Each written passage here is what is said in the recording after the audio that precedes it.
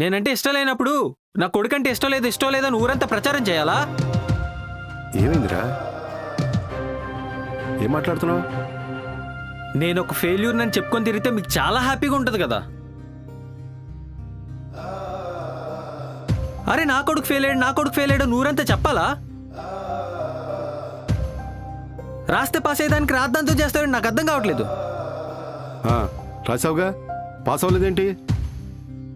Pass అవునప్పుడు ఈ పంచాయతీ ఎందుకు?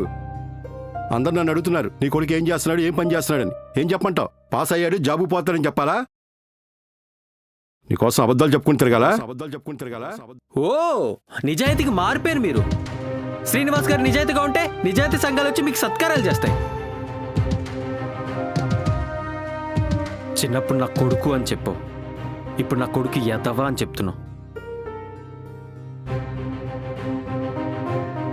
చిన్నప్పుడు నన్ను హీరో అన్నావు, 25 ఏళ్ళ తర్వాత నన్ను జీరో అంటున్నావు.